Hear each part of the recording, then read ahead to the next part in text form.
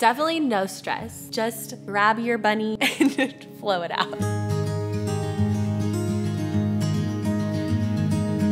It's great to do yoga with your family, specifically on Easter, just to connect with each other. I think moving meditations with your family or just being active with the family is a great way to bring positivity and a little bit of peace into the morning before the busy day starts.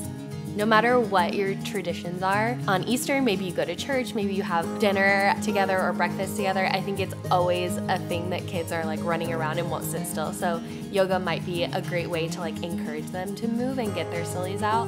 I think yoga for kids definitely gives them the freedom to explore their bodies and even their minds and their breath in a way that other activities may not. Kind of gives them the chance to take their focus inward, and it may even allow them to gain a little more focus or move in a way that's a little more intentional and kind of understand why movement is important and what feels good to them outside of their daily routines.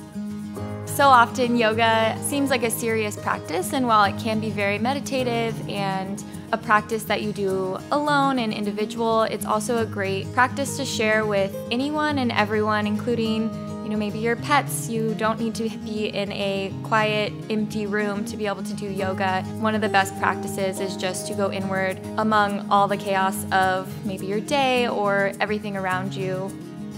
We did a sun salutation A, which is a little more simple just to get your body warmed up, and then we did sun salutation B, which is a little more complex, kind of gets your heart rate up a little, works on some strength. A vinyasa flow is moving breath to movement, so every time you breathe you would move, and it's just supposed to flow really naturally, and you're always welcome to bring your own movements into a vinyasa. It's really a no rules movement, just kind of whatever feels good for your body, and feel free to follow us as a guide, but it's definitely not anything that you have to do if it doesn't feel good on your body. You can always skip something or add something. Any vinyasa flow is going to be a great thing to do first thing in the morning, again, to just get your blood pumping and to start to connect with yourself and with your day. Any movements that really feel good to you is kind of what yoga is all about. I personally don't like to wake up and like go right into it, which is why I think this flow is really great, because we started with a heart opener where we cactus our arms and like shine our chest forward. I think that really helps like wake up your spine specifically before you like go into anything crazy. So if that feels good, maybe like move in and out of that movement a little bit just to like warm up. Common misconception that you have to have straight legs and flexible body to be able to do the poses, but you definitely don't. It's totally okay to bend into your knees and roll out your ankles, your wrists, whatever it may be, whatever feels good to you. It's not really about how the shape looks, rather how the shape feels in your body. So for instance, in a downward facing dog, it's not the goal to have your heels reach the ground. Instead, maybe just bend into your knees and try to lengthen out your back a little more. Find a posture that really speaks to your body. Whatever your body is calling to is where you should go, instead of focusing on what the shape looks like. That's why it's often great to do yoga outside or away from a mirror, where you can just feel your body instead of looking at it. Especially if you're moving with a group, everybody can kind of be doing their own thing and doing what feels good in their body, and that's why it's so cool, because you can look around and see everybody looks different but is still having fun and doing it together. Yoga is definitely a family-friendly activity.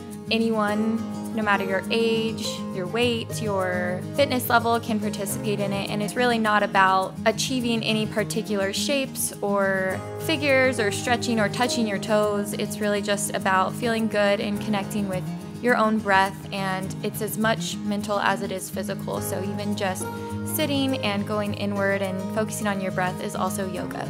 If anybody in your family or in your group on Easter doesn't want to do the flow, or they feel weird in a certain movement, it doesn't feel right in their body, they can always just come down to their mat, maybe take a child's pose, or just sit and breathe with the group instead of moving physically. I would say if you've never done yoga before, just jump right into it. Don't worry about, having to have straight legs or being able to touch your toes or being able to touch the ground. There's so many pressures that we put on ourselves, but really yoga is just stretching. So if you've never done yoga before, but you've ever stretched, then you're already a yogi. So just don't put pressure on yourself and just dive right in. All in all, yoga is just a very fun activity. You don't have to take it too seriously, even if there are bunnies hopping around you on Easter morning or kids running around in your kitchen. It's just a great way to disconnect from all the chaos and have a little fun throughout your day.